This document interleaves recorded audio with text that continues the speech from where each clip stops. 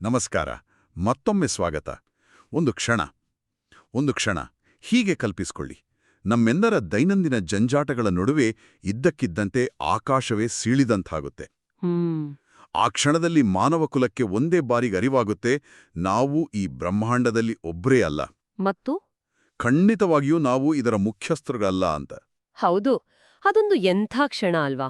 ನಮ್ಮೆಲ್ಲ ಸಣ್ಣಪುಟ್ಟ ಜಗಳಗಳು, ಗಡಿಗಳು, ರಾಜಕೀಯ ಎಲ್ಲವೂ ಆ ಕ್ಷಣಕ್ಕೆ ಅರ್ಥಹೀನ ಅನಿಸ್ಬಿಡುತ್ತೆ. ಯಾಕಂದ್ರೆ ಆಗ ಶುರುವಾಗೋದು ಬದುಕುಳಿಯುವ ಹೋರಾಟ. ನಿಖರವಾಗಿ. ಇಂದು ನಾವು ಅಂಥದ್ದೇ ಒಂದು ಕಥೆಯೊಳಗೆ ಇಳಿಯಲಿದ್ದೇವೆ. ಇದೊಂದು ಕೇವಲ ಜಗತ್ತಿನ ಅಂತ್ಯದ ಕಥೆಯಲ್ಲ. ಖಂಡಿತ ಅಲ್ಲ.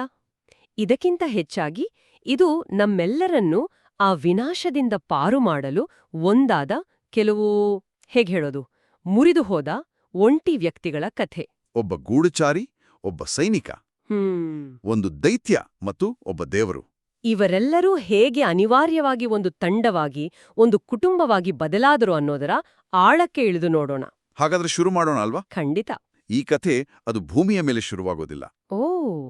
ಇಲ್ಲ, ಬದಲಿಗೆ ಬಾಹ್ಯಾಕಾಶದ ಆಳವಾದ ಕತ್ತಲೆಯಲ್ಲಿ, ಅಲ್ಲಿ ಒಬ್ಬ ಗಡೀಪಾರುಗೊಂಡ, ಸೋತು ಹತಾಶೆಯಿಂದ ಕುದಿಯುತ್ತಿದ್ದ ರಾಜಕುಮಾರನಿದ್ದಾನೆ. ಅವನ ಹೆಸರು ಲೋಕಿ. ಅವನು ಒಬ್ಬಂಟಿಯಾಗಿಲ್ಲ ಅಲ್ವಾ, ಅಲ್ಲಿ ಯಾರನ್ನೋ ಭೇಟಿಯಾಗ್ತಾನಲ್ಲ. ಹೌದು, ದಿ ಅದರ್ ಅಂತ ಒಬ್ಬ ನಿಗೂಢ ವ್ಯಕ್ತಿಯನ್ನ ಭೇಟಿ ಮಾಡ್ತಾನೆ. ಅವರ ನಡುವೆ ಒಂದು ವಿಚಿತ್ರವಾದ ಡೀಲ್ ನಡೆಯುತ್ತೆ. ಏನು ಆ ಡೀಲ್? ದಿ ಅದರ್ ಲೋಕಿಗೆ ಚಿಟೌರಿ ಅನ್ನೋ ಒಂದು ಕೀಟಗಳಂತಿರೋ ಸೈಬರ್ನೆಟಿಕ್ ಸೈನ್ಯವನ್ನ ಕೊಡ್ತೀನಿ ಅಂತ ಮಾತು ಕೊಡ್ತಾನೆ, ಭೂಮಿಯ ಮೇಲೆ ಆಕ್ರಮಣ ಮಾಡೋಕ್ಕೆ. ಅದಕ್ಕೆ ಪ್ರತಿಯಾಗಿ ಲೋಕಿ ಏನ್ ಮಾಡಬೇಕು? ಅವನು ಭೂಮಿಯಿಂದ ಟೆಸರಾಕ್ಟ್ ಅನ್ನೋ ಒಂದು ವಸ್ತುವನ್ನ ತಂದುಕೊಡಬೇಕು. ಟೆಸರಾಕ್ಟ್ ಅಂದ್ರೆ ಏನದು? ಅದೊಂದು ಶುದ್ಧ ಅನಂತ ನೀಲಿ ಶಕ್ತಿಯನ್ನ ಹೊಂದಿರೋ ಒಂದು ಘನ, ಒಂದು ರೀತಿ ಕಾಸ್ಮಿಕ್ ಬ್ಯಾಟರಿ ಇದ್ದಂಗೆ. ಬ್ರಹ್ಮಾಂಡದಾದ್ಯಂತ ದ್ವಾರಗಳನ್ನ ತೆರೆಯಬಲ್ಲ ಶಕ್ತಿ ಅದಕ್ಕಿದೆ. ಸರಿ, ಈ ಡೀಲ್ನ ಭಾಗವಾಗಿ ಲೋಕಿಗೆ ಒಂದು ಆಯುಧ ಕೂಡ ಸಿಗುತ್ತೆ. ಹೌದು, ನೀಲಿ ರತ್ನ ಇರೋ ಒಂದು ರಾಜದಂಡ. ಒಪ್ಪಂದ ಮುಗೀತು. ಈಗ ದೃಶ್ಯ ಭೂಮಿಗೆ ಬರುತ್ತೆ. ಒಂದು ದೂರದ ಸಂಶೋಧನಾ ಕೇಂದ್ರ. ಎಲ್ಲರೂ ಗಡಿಬಿಡಿಯಿಂದ ಓಡಾಡುತ್ತಿದ್ದಾರೆ. ಏನೋ ದೊಡ್ಡ ಅನಾಹುತ ಆಗಲಿದೆ ಅನ್ನೋ ಒಂದು ತುರ್ತು ಪರಿಸ್ಥಿತಿ. ಅಲ್ಲಿ ನಮ್ಗೆ ನಿಕ್ ಫ್ಯೂರಿ ಅನ್ನೋ ವ್ಯಕ್ತಿಯ ಪರಿಚಯ ಆಗುತ್ತೆ. ಶೀಲ್ಡ್ನ ನಿರ್ದೇಶಕ. ಹೌದು, ಅವನು ಶೀಲ್ಡ್ ಅನ್ನೋ ಒಂದು ಗುಪ್ತ ಸಂಸ್ಥೆಯ ನಿರ್ದೇಶಕ. ಅವನ ಜೊತೆ ಡಾಕ್ಟರ್ ಎರಿಕ್ ಸೆಲ್ವಿಗ್ ಅನ್ನೋ ಖಗೋಳಶಾಸ್ತ್ರಜ್ಞ ಇರ್ತಾನೆ. ಆ ಟೆಸರಾಕ್ಟ್ ಬಗ್ಗೆ ಅವರು ಮಾತಾಡ್ತಿರ್ತಾರೆ. ಹೌದು, ಆ ಟೆಸರಾಕ್ಟ್ ವಿಚಿತ್ರವಾಗಿ ವರ್ತಿಸ್ತಿದೆ, ಅದು ಎಚ್ಚರಗೊಳ್ಳುತ್ತಿದೆ ಅಂತ ಸೆಲ್ವಿಗೂ ಫ್ಯೂರಿಗೆ ಹೇಳ್ತಾನೆ. ಮತ್ತು ಆತ ಹೇಳಿ ಮುಗಿಸೋದ್ರೊಳಗೆ ಅನಾಹುತ ಶುರುವಾಗತ್ತೆ. ಅದೇ ಕ್ಷಣದಲ್ಲಿ ಟೆಸರಾಕ್ಟ್ನಿಂದ ನೀಲಿ ಬೆಳಕಿನ ಒಂದು ಪೋರ್ಟಲ್ ತೆರೆದುಕೊಳ್ಳುತ್ತೆ. ಅದರಿಂದ ಲೋಕಿ ಹೊರಬರ್ತಾನೆ. ಅವನ ಮುಖದಲ್ಲಿ ಒಂದು ರೀತಿಯ ದುರಹಂಗಾರದ ನಗು. ಅವನು ಅಲ್ಲಿದ್ದ ಕಾವಲುಗಾರರನ್ನು ಸುಲಭವಾಗಿ ಸೋಲಿಸ್ತಾನೆ. ಆದ್ರೆ ಇಲ್ಲಿಂದ ಕತೆ ಒಂದು ಭಯಾನಕ ತಿರುವು ಪಡೆಯುತ್ತೆ. ಇದೊಂದು ಶುದ್ಧ ಭಯದ ಕ್ಷಣ. ಲೋಕಿ ಕೇವಲ ಕೊಲ್ಲುವುದಿಲ್ಲ, ಅವನೋ ಪರಿವರ್ತಿಸುತ್ತಾನೆ. ತನ್ನ ರಾಜದಂಡವನ್ನ ತೆಗೆದು ಶೀಲ್ಡ್ನ ಅತ್ಯುತ್ತಮ ಏಜೆಂಟ್ಗಳಲ್ಲಿ ಒಬ್ಬನಾದ ಕ್ಲಿಂಟ್ ಬಾರ್ಟನ್, ಹೌದು, ಹಾಕಾಯ್ ಎದೆಗೆ ತಾಗಿಸುತ್ತಾನೆ. ಆ ಕ್ಷಣ ಏನಾಗುತ್ತೆ? ಬಾರ್ಟನ್ನ ಕಣ್ಣುಗಳು ಮೊದಲು ಕಪ್ಪಾಗಿ ನಂತರ ತಣ್ಣನೆಯ ನೀಲಿ ಬಣ್ಣಕ್ಕೆ ತಿರುಗುತ್ತವೆ. ಅವನ ನಿಷ್ಠೆಯನ್ನೇ ಅಳಿಸಿ ಹೊಸದಾಗಿ ಬರೆಯಲಾಗುತ್ತೆ. ಅಯ್ಯೋ, ಅವನು ಇನ್ನೂ ಫ್ಯೂರಿಯ ಏಜೆಂಟ್ ಅಲ್ಲ, ಅವನು ಲೋಕಿಯ ಸೇವಕ. ಡಾಕ್ಟರ್ ಸೆಲ್ವಿಗ್ಗೂ ಇದೇ ಗತಿಯಾಗುತ್ತೆ. ಅಂದ್ರೆ ಇದು ಶಾರೀರಿಕ ಹಲ್ಲೆಗಿಂತಲೂ ಭಯಾನಕ, ವ್ಯಕ್ತಿತ್ವದ ಮೇಲಿನ ಹಲ್ಲೆ. ಖಂಡಿತ. ಹಾಗೆ ಲೋಕಿ ತನಗೆ ಬೇಕಾದವರನ್ನು ತನ್ನ ಕಡೆಗೆ ತಿರುಗಿಸಿಕೊಂಡು ಟೆಸೆನಾಟ್ನೊಂದಿಗೆ ತಪ್ಪಿಸಿಕೊಳ್ಳುತ್ತಾನೆ. ಆ ಇಡೀ ಸಂಶೋಧನಾ ಕೇಂದ್ರವನ್ನೇ ನಾಶ ಮಾಡಿಬಿಡ್ತಾನೆ. ಈಗ ಫ್ಯೂರಿಯಾ ಮುಂದಿರೋದು ದೊಡ್ಡ ಸವಾಲು. ಹೌದು, ಈಗ ಸಾಂಪ್ರದಾಯಿಕ ಸೈನ್ಯದಿಂದ ಏನೂ ಪ್ರಯೋಜನವಿಲ್ಲ ಅಂತ ಅವನಿಗೆ ಗೊತ್ತಾಗುತ್ತೆ. ಆಗ ಅವನು ಬಹಳ ಹಿಂದೆಯೇ ಕೈಬಿಟ್ಟಿದ್ದ ಒಂದು ಯೋಜನೆಯನ್ನ ಮತ್ತೆ ಕೈಗೆತ್ತಿಕೊಳ್ಳುತ್ತಾನೆ. ಅದೇ ಅವೆಂಜರ್ಸ್ ಇನಿಷಿಯೇಟಿವ್. ಹೌದು. ಈ ನೇಮಕಾತಿ ಪ್ರಕ್ರಿಯೆಯಲ್ಲೇ ಒಂದು ಕುತೂಹಲಕಾರಿ ವಿಷಯ ಇದೆ. ಈ ತಂಡಕ್ಕೆ ಸೇರ್ಬೇಕಾದ ಯಾರೊಬ್ಬರೂ ಸಿದ್ಧವಾಗಿಲ್ಲ. ಎಲ್ಲರೂ ತಮ್ಮದೇ ಆದ ಸಮಸ್ಯೆಗಳಲ್ಲಿ ಕಳೆದು ಹೋಗಿದ್ದಾರೆ. ಉದಾಹರಣೆಗೆ ನತಾಶಾ ರೊಮಾನಫ್, ಅಂದ್ರೆ ಬ್ಲ್ಯಾಕ್ ವಿಡೋ. ನಾವು ಅವಳನ್ನ ಮೊದಲ ಬಾರಿಗೆ ನೋಡಿದಾಗ ಅವಳು ಕೋಲ್ಕತ್ತಾಗ ಒಂದು ಪಾಳು ಬಿದ್ದ ಕಟ್ಟಡದಲ್ಲಿ ಕುರ್ಚಿಗೆ ಕಟ್ಟಲ್ಪಟ್ಟಿರ್ತಾಳೆ. ನೋಡಕ್ಕೆ ಅವಳು ಅಪಾಯದಲ್ಲಿದ್ದಾಳೆ ಅನ್ಸುತ್ತೆ. ಆದ್ರೆ ಏಜೆಂಟ್ ಕೋಲ್ಸನ್ನಿಂದ ಒಂದು ಫೋನ್ ಕರೆ ಬರುತ್ತೆ, ಬಾರ್ಟನ್ ಅನ್ನು ಸೆರೆ ಹಿಡಿಯಲಾಗಿದೆ ಅಂತ. ಆ ಒಂದು ಮಾತು ಸಾಕು. ಆ ಒಂದು ಮಾತು ಕೇಳಿದ ತಕ್ಷಣ ಅವಳ ಮುಖಭಾವ ಬದಲಾಗುತ್ತೆ. ಅವಳು ಅಪಾಯದಲ್ಲಿರ್ಲಿಲ್ಲ, ಅವಳು ಕೆಲ್ಸದಲ್ಲಿದ್ಲು ಅನ್ನೋದು ನಮ್ಗೊತ್ತಾಗುತ್ತೆ. ಕೆಲವೇ ಕ್ಷಣಗಳಲ್ಲಿ ಅವಳು ಅಲ್ಲಿದ್ದ ಮೂವರನ್ನೂ ಸೋಲಿಸಿ ಹೊರನಡೀತಾಳೆ. ಅವಳ ಹೋರಾಟ ದೇಶಕ್ಕೋಸ್ಕರ ಅಲ್ಲ ಅಲ್ವಾ, ಅದು ವೈಯಕ್ತಿಕ. ಖಂಡಿತ. ಬಾರ್ಟನ್ ಅವಳನ್ನ ಒಮ್ಮೆ ಉಳಿಸಿದ್ದ. ಈಗ ಅವನನ್ನು ಮರಳಿ ಕರೆತರುವುದು ಅವಳ ಕರ್ತವ್ಯ. ಅವಳ ಮುಂದಿನ ಕೆಲಸ ಬ್ರೂಸ್ ಬ್ಯಾನರ್ನನ್ನ ಹುಡುಕುವುದು. ಹಲ್ಕ್. ಹೌದು, ಅವನು ಭಾರತದ ಒಂದು ಬಡ ಪ್ರದೇಶದಲ್ಲಿ ಅಡಗಿಕೊಂಡು ತನ್ನೊಳಗಿನ ದೈತ್ಯನ ಬಗ್ಗೆ ಭಯಭೀತನಾಗಿ ಶಾಂತಿಯಿಂದ ಬದುಕಲು ಪ್ರಯತ್ನಿಸ್ತಿರ್ತಾನೆ. ನತಾಶಾ ಅವನ ಹತ್ರ ಹೋಗಿ ನಮ್ಗೆ ನಿಮ್ಮೊಳಗಿನ ದೈತ್ಯ ಬೇಕು ಅಂತ ಕೇಳೋದಿಲ್ಲ. ಇಲ್ಲ, ಅದೊಂದು ಅತ್ಯಂತ ಜಾಣ್ಮೆಯ ನಡೆ. ಅವಳು ಅವನ ಶಕ್ತಿಗಾಗಿ ಬಂದಿಲ್ಲ, ಬದನಿಗೆ ಟೆಸರಾಕ್ಟ್ ಹೊರಸೂಸುತ್ತಿರುವ ಗಾಮಾ ವಿಕಿರಣವನ್ನ ಪತ್ತೆ ಹಚ್ಚಲು ಅವನ ಬುದ್ಧಿವಂತಿಕೆಗಾಗಿ ಸಹಾಯ ಕೇಳ್ತಾಳೆ. ಅದು ಬ್ಯಾನರ್ನ ಬುದ್ಧಿಶಕ್ತಿಗೆ ಕೊಟ್ಟ ಗೌರವ. ಹೌದು. ನಂತರ ಬರೋದು ಸ್ಟೀವ್ ರಾಜರ್ಸ್, ಕ್ಯಾಪ್ಟನ್ ಅಮೆರಿಕ. 70 ವರ್ಷಗಳ ಕಾಲ ಮಂಜುಗಡ್ಡೆಯಲ್ಲಿ ಸಿಲುಕಿ ಈಗಷ್ಟೇ ಎಚ್ಚರಗೊಂಡಿರೋ ವ್ಯಕ್ತಿ. ಅವನಿಗೆ ಗೊತ್ತಿದ್ದ ಜಗತ್ತು ಈಗಿಲ್ಲ. ಅವನ ಸ್ನೇಹಿತರೆಲ್ಲರೂ ಸತ್ತಿದ್ದಾರೆ. ಅವನು ತನ್ನ ಕಾಲದಿಂದ ಹೊರಗಿರುವ ಒಬ್ಬ ಒಂಟಿ ಸೈನಿಕ. ಅವನಿಗೆ ಈ ಹೊಸ ಜಗತ್ತಿನಲ್ಲಿ ಅರ್ಥಪೂರ್ಣವಾಗಿ ಕಾಣುವುದು ಒಂದೇ ಒಂದು ಮಿಷನ್. ಹೌದು, 2ನೇ ಮಹಾಯುದ್ಧದ ಸಮಯದಲ್ಲಿ ಅವನು ಹೋರಾಡಿದ್ದ ಅದೇ ಟೆಸರಾಕ್ಟ್ ಅನ್ನ ಮರಳಿ ಪಡೆಯುವುದು. ಅದು ಅವನಿಗೆ ಒಂದು ಉದ್ದೇಶವನ್ನ ಕೊಡುತ್ತೆ. ಮತ್ತು ಕೊನೆಯದಾಗಿ ಈ ಬಾಯ್ ಬ್ಯಾಂಡ್ಗೆ ಸೇರಲು ಇಷ್ಟವೇ ಇಲ್ಲದೊಬ್ಬ ವ್ಯಕ್ತಿ, ಟೋನಿ ಸ್ಟಾರ್ಕ್. Iron Man. ಅಹಂಕಾರಿ, ಸ್ವಾವಲಂಬಿ, ಯಾರ ಮಾತನ್ನೂ ಕೇಳದ ವ್ಯಕ್ತಿ. ಆದ್ರೆ ಟೆಸರಾಕ್ಟ್ನ ಅನಂತ ಶಕ್ತಿಯಲ್ಲಿಂದಿರುವ ವಿಜ್ಞಾನ ಅದು ಅವನ ಕುತೂಹಲವನ್ನ ಕೆರಳಿಸುತ್ತೆ. ಹಾಗಾಗಿ ಇಷ್ಟವಿಲ್ಲದಿದ್ರೂ ಒಪ್ಕೊಳ್ತಾನೆ. ಸರಿ, ಈಗ ತಂಡ ಒಂದೇ ಕಡೆ ಸೇರಿದೆ. ಆದ್ರೆ ಅವರನ್ನ ಒಟ್ಟಿಗೆ ಒಂದು ಕೊಣೆಯಲ್ಲಿ ಹಾಕೋದು ಒಂದು ಬಾಂಬ್ನ ಪಕ್ಕ ಮತ್ತೊಂದು ಬಾಂಬ್ ಬಿಟ್ಟ ಹಾಗೆ. ಹೌದು, ಆ ಸ್ಫೋಟಕ್ಕೆ ಹೆಚ್ಚು ಸಮಯ ಬೇಕಾಗ್ಲಿಲ್ಲ. ಜರ್ಮನಿಯಲ್ಲಿ ಲೋಕಿ ಮತ್ತೆ ಕಾಣಿಸ್ಕೊಂಡಾಗ ಇದು ಸ್ಪಷ್ಟವಾಗುತ್ತೆ ಅಲ್ವಾ? ಖಂಡಿತ. ಅವನು 100 ಜನರನ್ನ ಮಂಡಿಯಿರುವಂತೆ ಮಾಡಿ ಸ್ವಾತಂತ್ರ್ಯ ಅನ್ನೋದೇ ಜೀವನದ ಅತಿದೊಡ್ಡ ಸುಳ್ಳು ಅಂತ ಭಾಷಣ ಮಾಡ್ತಿರ್ತಾನೆ. ಆಗ ಕ್ಯಾಪ್ಟನ್ ಅಮೆರಿಕ ಮತ್ತು ಐರನ್ ಮ್ಯಾನ್ ಬಂದು ಅವನನ್ನ ಸುಲಭವಾಗಿ ಹಿಡಿತಾರೆ. ಹೌದು, ಆದ್ರೆ ನನಗೆ ಯಾವಾಗ್ಲೂ ಅನ್ಸಿದ್ದು ಲೋಕಿಯ ಶರಣಾಗತಿ ಯಾಕೋ ತುಂಬಾ ಸುಲಭವಾಗಿತ್ತು ಅಂತ. ಅದ್ಭುತವಾದ ಪಾಯಿಂಟ್. ಯಾಕಂದ್ರೆ ಇದು ಅವನ ಯೋಜನೆಯ ಒಂದು ಭಾಗವಾಗಿತ್ತು. ಅವರು ಅವನನ್ನ ವಿಮಾನದಲ್ಲಿ ಕರೆದೊಯ್ಯುತ್ತಿರುವಾಗ ಇದ್ದಕ್ಕಿದ್ದಂತೆ ಬಿರುಗಾಳಿ, ಗುಡುಗು, ಮಿಂಚು. ಆಕಾಶದಿಂದ ಥಾರ್ ಕೆಳಗಿಳಿದು ಲೋಕಿಯನ್ನು ಎಳೆದೊಯ್ಯುತ್ತಾನೆ. ಹೌದು, ಥಾರ್ಗೆ ಇದು ಭೂಮಿಯ ಸಮಸ್ಯೆಯಲ್ಲ, ಇದು ಅವನ ಕುಟುಂಬದ ಸಮಸ್ಯೆ. ಅವನ ತಮ್ಮನನ್ನ ಅಸ್ಗಾರ್ಡ್ನ ನ್ಯಾಯಕ್ಕೆ ಒಪ್ಪಿಸಬೇಕು ಅನ್ನೋದು ಅವನ ಉದ್ದೇಶ. ಆದ್ರೆ ಐರನ್ ಮ್ಯಾನ್ಗೆ ಇದು ಇಷ್ಟವಾಗಲ್ಲ. ಖಂಡಿತ ಇಲ್ಲ. ಅವನು ಥಾರ್ನನ್ನ ಹಿಂಬಾಲಿಸ್ತಾನೆ. ಆಗ ಕಾಡಿನಲ್ಲಿ ಐರನ್ ಮ್ಯಾನ್, ಥಾರ್ ಮತ್ತು ಕ್ಯಾಪ್ಟನ್ ಅಮೆರಿಕ ನಡುವೆ ಒಂದು ದೊಡ್ಡ ಯುದ್ಧವೇ ನಡೆದೋಗುತ್ತೆ. ಇದು ಕೇವಲ ದೈಹಿಕ ಹೋರಾಟವಲ್ಲ. ಅಲ್ಲವೇ ಅಲ್ಲ, ಇದು 3 ವಿಭಿನ್ನ ಸಿದ್ಧಾಂತಗಳ ಸಂಘರ್ಷ. ಸ್ಟಾರ್ಕ್ನ ಪ್ರಾಯೋಗಿಕತೆ, ಥಾರ್ನ ದೈವಿಕ ಕರ್ತವ್ಯ ಮತ್ತು ಕ್ಯಾಪ್ಟನ್ನ ನೈತಿಕ ದೃಢತೆ. ಇವು 3 ಇಲ್ಲಿ ಮುಖಾಮುಖಿಯಾಗ್ತವೆ.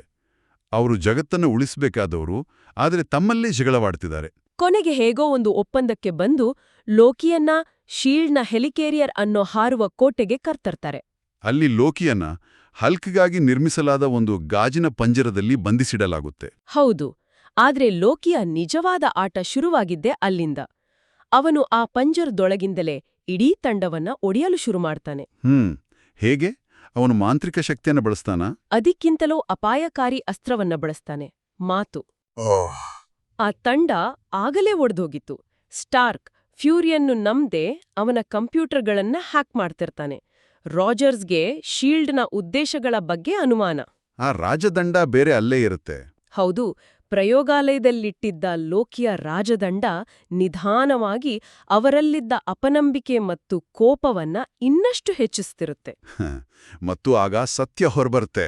ಹೌದು, ಶೀಲ್ಡ್ ಟೆಸ್ಸರಾಕ್ಟ್ ಬಳಸಿ ಸಾಮೂಹಿಕ ವಿನಾಶದ ಅಸ್ತ್ರಗಳನ್ನ ನಿರ್ಮಿಸ್ತಿದೆ ಅಂತ. ಇದು ತಿಳಿದಾಗ ಆ ಕೋಣೆಯಲ್ಲಿ ದೊಡ್ಡ ವಾಗ್ವಾದವೇ ಸ್ಫೋಟಗೊಳ್ಳುತ್ತೆ.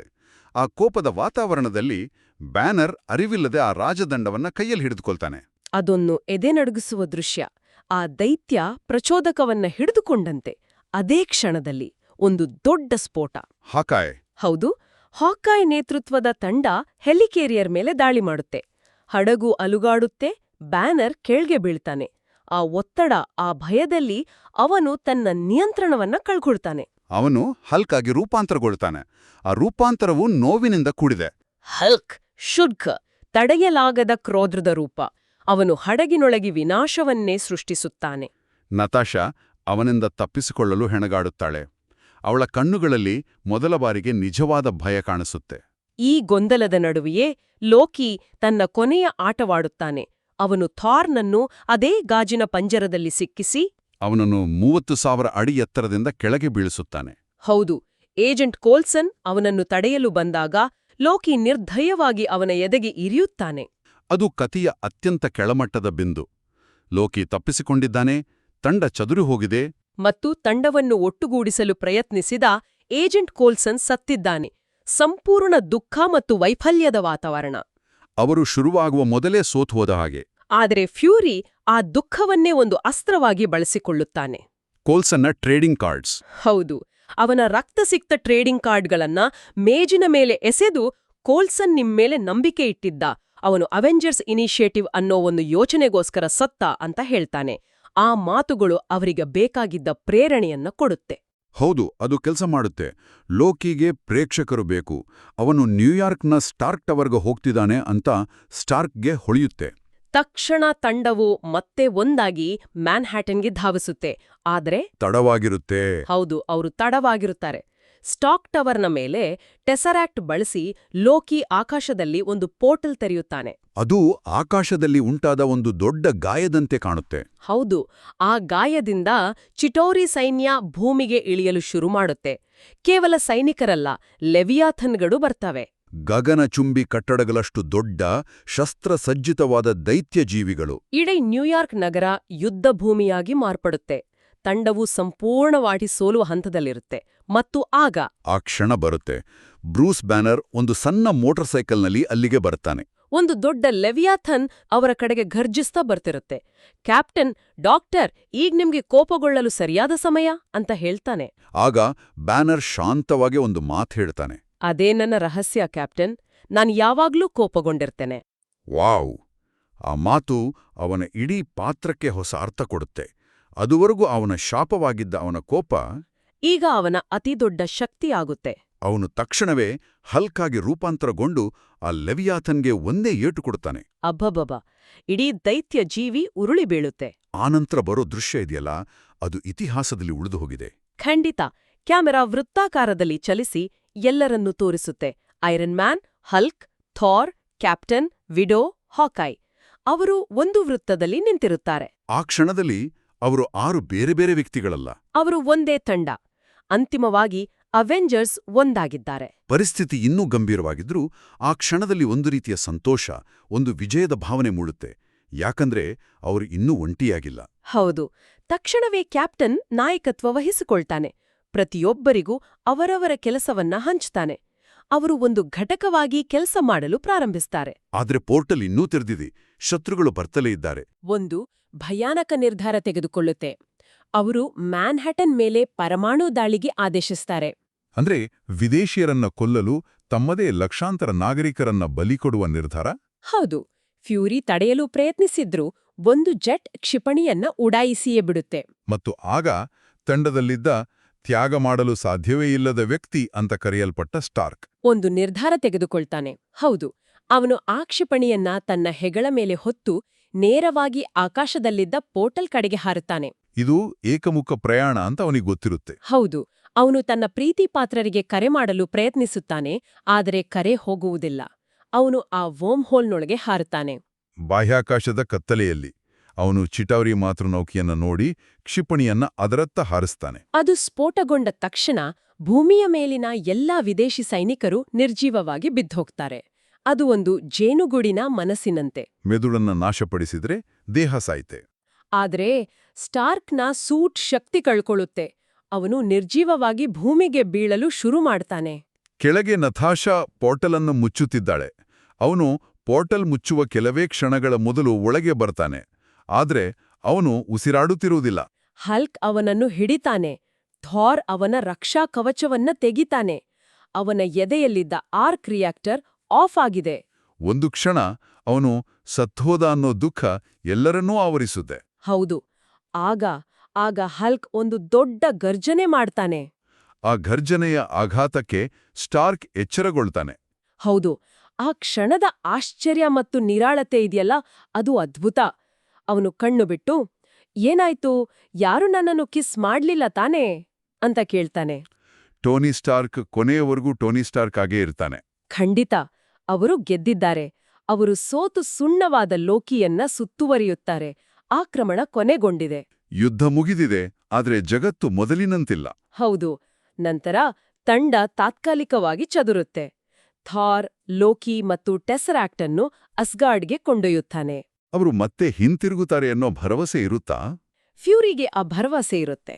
ಮಂಡಳಿಯವರು ಅವನನ್ನು ಕೇಳಿದಾಗ ಅವನು ಹೇಳ್ತಾನೆ, ಅವರು ಹಿಂತಿರುಗುತ್ತಾರೆ, ಯಾಕಂದ್ರೆ ನಮಗೆ ಅವರ ಅಗತ್ಯವಿರುತ್ತಾನೆ.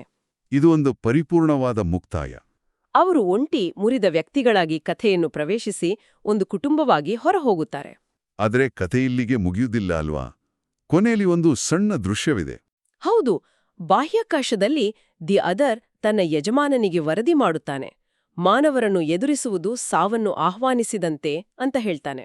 ಆಗ ಯಜಮಾನನು ನಿಧಾನವಾಗಿ ತಿರುಗಿ ನೋಡುತ್ತಾನೆ. ಅವನ ನೀರಳೆ ಮುಖದಲ್ಲಿ ಒಂದು ಹುಹುಹುಹು ಮುಗುಳು ನಗೆ ಇರುತ್ತೆ. ಅಂದ್ರೆ ಯುದ್ಧವನ್ನು ಗೆದ್ದಿರಬಹುದು, ಆದ್ರೆ ಸಮರ ಈಗಷ್ಟೇ ಪ್ರಾರಂಭವಾಗಿದೆ. ಮತ್ತು ಕೆಲವೊಮ್ಮೆ ಜಗತ್ತನ್ನು ಉಳಿಸಲು ನಾವು ಅನಿರೀಕ್ಷಿತ ಮುರಿದು ಹೋದ ವ್ಯಕ್ತಿಗಳನ್ನೇ ನಂಬಬೇಕಾಗುತ್ತೆ ಅನ್ನೋದನ್ನ ಈ ಕಥೆ ಮತ್ತೆ ಮತ್ತೆ ನೆನಪಿಸುತ್ತೆ. ಅತ್ಯುತ್ತಮವಾಗಿ ಹೇಳಿದ್ರಿ. ಈ ಆಳವಾದ ಕಥೆಯ ಪಯಣದಲ್ಲಿ ನಮ್ಮ ಜೊತೆಗಿದ್ದಕ್ಕಾಗಿ ಧನ್ಯವಾದಗಳು. ಮುಂದಿನ ಬಾರಿ ಮತ್ತೆ ಭೇಟಿಯಾಗೋಣ.